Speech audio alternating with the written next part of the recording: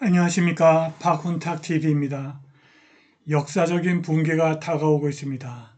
미국과 중국이 동시에 붕괴하고 있습니다. 구독, 좋아요, 알림 설정, 자율구독료 부탁드립니다. 역사적인 붕괴, 즉 미국과 중국이 동시다발적으로 붕괴하는 참사가 다가오고 있습니다. 최근 푸틴 대통령과 러시아의 대외 경제부 장관을 지냈고 러시아 과학 아카데미 회원이며 푸틴의 경제 고문을 역임한 세르게이 글라지예프는 미국이 연방 부채를 감당하지 못해 조만간 채무 불이행, 디폴트를 선언할 것이라고 예측했습니다. 결국 부채 때문에 미국이 붕괴한다는 것인데 실제로 역사에 부채로 인해 붕괴한 제국이 많습니다. 로마, 스페인, 프랑스, 영국, 소련 등에서 과도한 부채가 그들의 쇠퇴와 붕괴에 결정적인 역할을 했습니다. 이러한 제국의 붕괴에서 전형적인 패턴을 찾을 수 있습니다. 성공한 제국은 자신을 과신하게 되고 1단계입니다. 이것이 사치품과 전쟁에 대한 엄청난 지출로 이어집니다. 2단계입니다. 제국은 이 사치스러운 지출을 위해 부채를 일으키고 3단계, 부채가 견딜 수 없는 수준으로 늘어난 엄청난 부담이 됩니다. 4단계, 제국은 세금과 통화 증발을 통해서 통화 가치를 떨어뜨림으로써 부채를 조달합니다. 5단계입니다. 제국이 계속 세금을 인상하고 통화 가치를 최대한 떨어뜨리면서 대중은 부채 상환의 대가를 치르게 되고 이것이 제국 내부의 불안정을 초래합니다. 6단계입니다. 제국은 부채의 이자와 원금 상환 때문에 군대에 자금을 지원할 수 없게 됩니다. 7단계입니다. 군대가 자금 부족과 내부 불안정으로 인해서 제국의 외국의 침략, 국내 혁명, 내전 등의 존재를 위협하는 위험에 취약해집니다. 8단계. 그리고 제국의 붕괴가 찾아옵니다. 지금 미국은 7단계에 와 있습니다. 미국 연방정부는 세계 역사상 가장 큰 부채를 짊어지고 있고 그것은 계속 멈출 수 없는 속도로 증가하고 있습니다. 연방부채 연간 이자가 2024년 처음으로 1조 달러를 넘어섰습니다. 그리고 기하급수적으로 증가하고 있습니다. 연방부채 연간 이자 비용이 국방 예산보다 많고 사회보장 예산을 넘어 연방 예산에서 가장 큰 항목이 될 전망입니다. 하버드 대학교 역사학 교수를 지낸 리얼 퍼거슨은 국방보다 부채 상환에다가 더 많은 돈을 지불하는 이 제국은 오래 버틸 수 없다. 합스부르크 스페인, 구체제 프랑스, 오스만 제국, 영국 제국과 마찬가지로 이제 미국이 시험대에 오르게 된다고 말합니다. 세금과 인플레이션이 상승하면서 미국 국민이 임계점에 다다르고 있고 연방 부채에 대한 이자가 국방비를 초과하여 이미 가장 큰 정부 지출이 되었고 그 이후에도 계속 증가할 것입니다. 미국은 앞에서 알아본 제국 붕괴 6단계에서 7단계로 넘어가는 과정에 있습니다. 엄청난 부채 부담으로 인해 군사비 지출을 위한 자금을 조달하기 어려운 상태에 이르렀습니다. 제국의 부채 부담이 커져서 군대를 감당하기 어려울 때 전환점에 도달하게 됩니다. 이제 미국 정부는 다음 중 하나를 선택해야 합니다. 국방비를 줄이거나 사회보장, 의료보험, 재향군인 혜택 및 전반적인 복지에 대한 약속을 이행하지 않는 것입니다. 앞으로 몇 년 안에 미국 인구의 22%를 차지하는 수천만 명에 달하는 베이비붐 세대가 은퇴하기 때문에 사회보장과 의료보험을 삭감하면 선거에서 확실하게 패배할 것입니다. 제2차 세계대전 이래 가장 불안정한 지정학적인 상황 때문에 국방비가 삭감될 가능성은 낮습니다. 가장 가능성이 있는 결과는 통화가치 하락, 즉 통화 증발을 통해서 증가하는 국방비와 국내 복지 비용을 지불하는 것이고 자금이 부족한 군대와 국내 불안정으로 끝날 가능성이 큽니다. 조만간 미국은 다른 강력한 제국의 붕괴를 초래한 전환점에 도달할 것입니다. 로마 제국의 통화 데나리우스 은화는 AD 180년부터 280년에 은 함유량을 거의 모두 잃었고 미국 달러화는 1971년 이래 구매력의 98%가 사라졌습니다. 로마 시민들이 정부가 통화가치 하락을 통해서 약속을 어긴다는 사실을 깨닫고 제국에 대한 배신감을 느꼈듯이 사회보장과 의료보험 수혜자와 미국 연방정부로부터 무엇이든 약속을 받은 미국인들은 가치가 하락한 그 통화로 급여를 받고 미국에 대해 배신감을 갖게 될 것입니다. 미국은 대부분의 사람들이 생각하는 것보다 훨씬 더 빨리 역사적 규모의 붕괴로 향하고 있습니다. 지정학적인 상황은 이미 다국적 세계질서를 향해 나아가고 있습니다. 미국의 부채 위기는 이러한 지정학적인 문제를 심화시킬 것입니다. 그리고 먼 미래가 아닌 시기에 미국이 주도하는 세계 질서가 종식되고 다국적 세계 질서가 등장할 것입니다. 러시아, 중국, 이란 그리고 다국적 세계 질서를 원하는 다른 국가들은 아마도 틀림없이 미국이 부채 때문에 스스로 무너질 것이라고 믿고 있을 것입니다. 역사적인 붕괴가 들어오고 있습니다. 미국 정부가 파산하면 달러를 보유한 국가와 개인은 모두 괴멸하게 됩니다. 역사를 돌이켜볼 때 과거에 붕괴한 수많은 제국처럼 미국이 통화가치 하락 즉 통화 증발을 통해서 부채 비용을 충당할 것으로 확신할 수 있습니다. 앞으로 몇 달, 몇 년은 우리 삶에서 가장 혼란스럽고 고통스러운 시간이 될 것입니다. 수백 수천만 명의 사람들이 재정적 파탄과 심각한 피해를 볼 것입니다. 미국 정부는 통제할 수 없는 부채 위기에 대응하기 위해서 달러를 무제한 인쇄할 수밖에 없을 것입니다. 이는 통화가치 하락, 인플레이션 또는 초인플레이션으로 이어지고 결국 디플레이션과 불황으로 이어집니다. 기축통화 달러의 가치가 99% 사라지는 것보다 종말을 알리는 더 강력한 신호는 없습니다. 미국이 계속 달러를 인수하면 결국 금융 시스템이 붕괴하고 경제가 디플레이션에 빠져 붕괴하게 됩니다.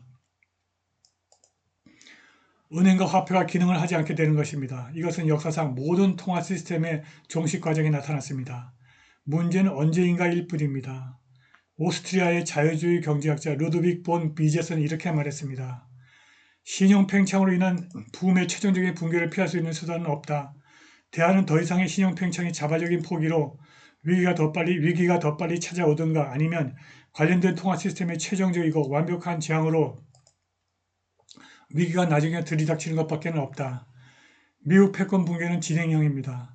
국제통화기금 IMF의 공식 외환 보유국 통화 구성 데이터에 따르면 2024년 3분기 현재 글로벌 외환 보유고에서 달러화 표시 자산의 비율이 57.4%로 1994년 이래 최저로 떨어졌고 계속 더 떨어진다고 예상됩니다.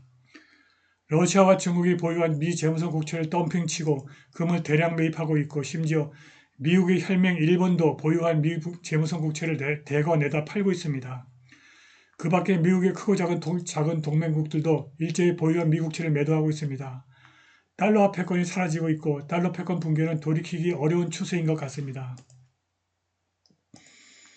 러시아, 중국, 일본 등 미 재무성 채권을 다량 보유하고 있는 국가들이 매도에 나서면 미국이 받아줄 수밖에 없고 미국의 달러화가 대대적으로 유입되면서 인플레이션과 초인플레이션이 발생할 것입니다. 이 와중에 트럼프 대통령 당선자가 파나마 운하와 그린란드 획득을 위해서 군대를 동원할 수 있다고 발표함으로써 미국의 제국 붕괴 마지막 단계로 진입할 가능성이 발생했습니다. 트럼프 대통령 당선자가 실제로 파나마와 그린란드 점령을 위해서 군대를 동원하려면 이를 위해 달러를 더 찍어낼 수밖에 없고 이로 인해 달러 붕괴를 재촉할 수 있습니다.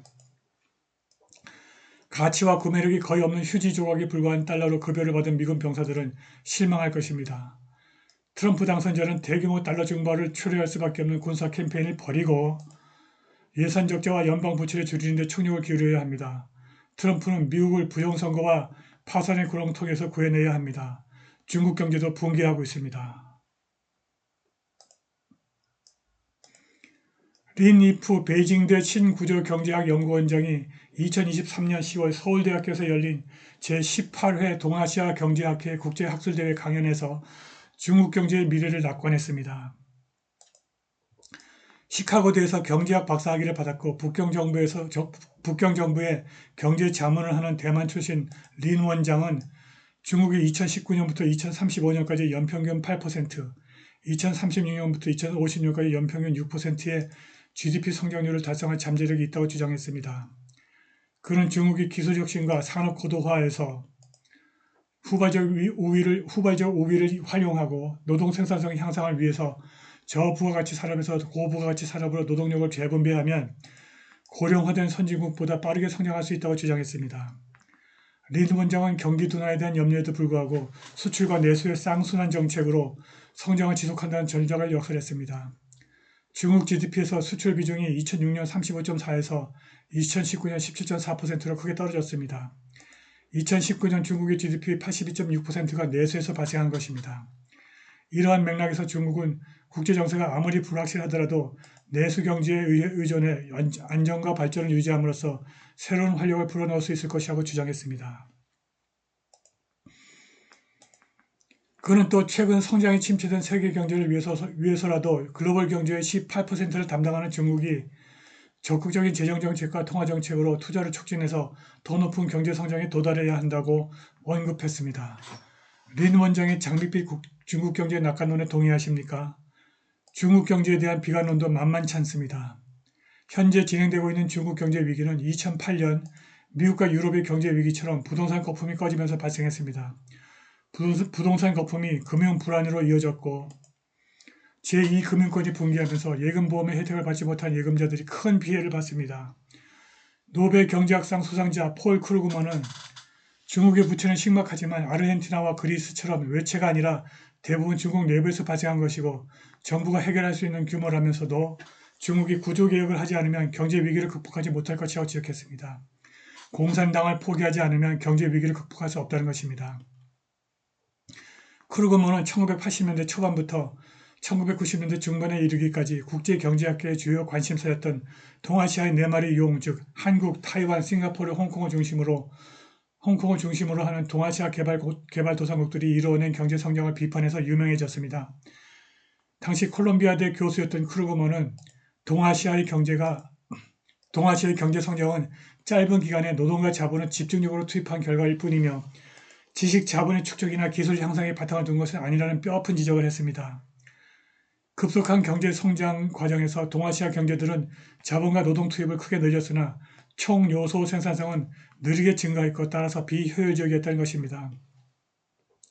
크루그먼은 동아시아 모델은 실패한 구소련 모델과 근본적으로 다른 것이 없다고 혹평했습니다. 중국이 구조개혁을 하지 않으면 경제 위기를 극복하지 못할 것이라는 크루그먼의 지적은 중국의 지나치게 줄어드는 총 요소 생산성을 문제 삼은 것입니다. 1997년 동아시아에서 금융위기가 발생하자 동아시아의 경제성장에서 총 요소 생산성의 증가 부진이 새로운 주목을 받게 되었습니다. 한때 동아시아 경제성장의 원동력으로 치부되었던 급속한 자본 축적이 이제는 과잉 생산을 초래한 원인으로 비판받게 된 것입니다. 이제는 자본과 노동의 투입을 늘리는 종래의 경제성장에서 지식기반 경제로 나아가야 한다는 새로운 논의가 1998년 이후 등장하였고 지식기반 경제의 이론적 틀을 만드는 과정에서 총요소 생산성의 생산요소 투입 중심 경제성장에서 지식기술 중심 경제성장으로의 전환을 판별하는 실질적인 지표로 등장하게 되었습니다. 총요소 생산성은 경제성장률에서 노동 투입으로 발생한 성장률과 자본 투입으로 발생한 성장률을 차감하고 남은 나머지 즉 잔차, residual을 의미합니다. 즉 총요소 생산성은 경제 시스템의 생산성을 의미합니다. 오늘날 총요소 생산성은 경제학에서 국가 경제 정책을 수립하는 데 있어서 주요 핵심 지표로 간주되고 과학기술 혁신 또는 경제의 효율성과 밀접하게 결합되어 해석됩니다.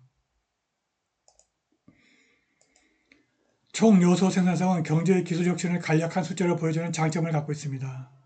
미국 세인트루이스 연방준비은행이 북한 등을 제외한 거의 모든 주요 국가의 총요소 생산성 수치를 제공하고 있습니다. 소련이 1980년대 미국과 군비 경쟁에서 발생한 과도한 군비 지출 때문에 붕괴했다는 것이 최근까지 소련 붕괴에 관한 가장 강력한 설명이었습니다. 필자가 2019년 한국연구재단 등재 학술지 대한정치학회보에 소련 붕괴의 조건과 중국 붕괴의 가능성, 공산체제의 경직성과 총요소 생산성이라는 제목의 논문을 게재했습니다. 현재까지 이 논문은 한국연구재단 등재 학술지 논문에 인용되었고 1237회 열람되었습니다. 필자가 이 논문을 준비하기 위해서 조사해본 결과 당시 미국의 군비 지출은 크게 증가하지 않았고 소련의 군비도 의미 있는 수준으로 증가했다고 믿을 만한 증거는 없었습니다. 소련은 1917년 볼셰비키 혁명 이후 1991년 공식 붕괴를 선언할 때까지 극적인 변화를 겪었습니다. 소련 경제는 1920년대와 30년대에 고도 성장을 구가했고 1940에서 60년대까지 비교적 높은 성장을 이어갔습니다. 자본과 노동이라는 생산 요소의 대대적인 투입으로 많은 산출을 끌어낸 것입니다.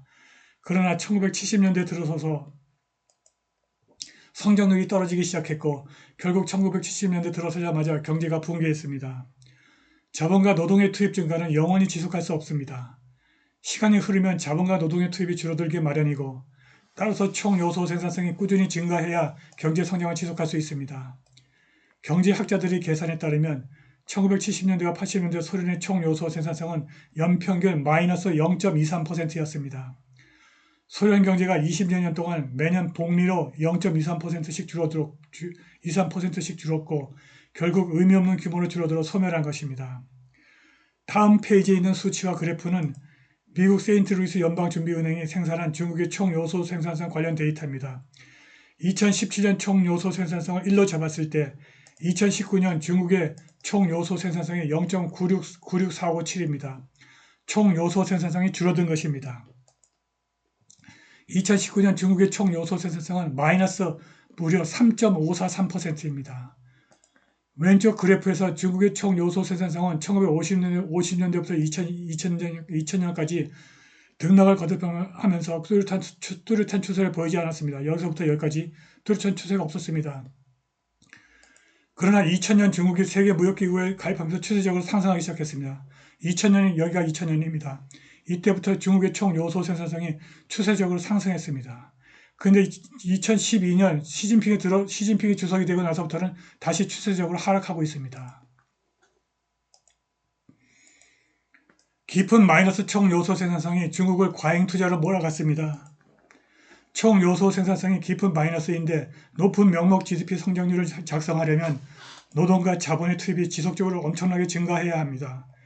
그런데 중국은 왼쪽 차트에서 보듯이 취업 가능 인구가 계속 줄어들고 있습니다. 소련은 20여년간 연평균 마이너스 0.23%의 총 요소 생산성을 유지해서 붕괴했습니다. 중국은 2019년부터 마이너스 3.543%의 총 요소 생산성을 작성했습니다. 이 정도면 중국 경제도 10년 안에 소련처럼 완전히 붕괴하고 소멸할 수 있습니다. 글로벌 경제를 이끄는 미국과 중국이 모두 붕괴하는데 살아남을 국가가 있겠습니까? 그럼에도 불구하고 저는 금이나 은 또는 비트코인이 아니라 한국의 견실한 중소형주를 사두겠습니다. 한국의 윤석열 정부가 세계에서 가장 건전한 재정 및 신용 정책을 유지하고 있기 때문에 세계 경제가 회복한다면 한국이 가장 먼저 회복할 것입니다. 저는 그것을 믿고 신용 등급이 높고 배당률이 높은 한국의 중소형주에 저의 미래를 맡길 것이고 이들을 통해서 최고위 경제 계급으로 거듭날 것입니다. 오늘 방송은 여기까지입니다. 감사합니다.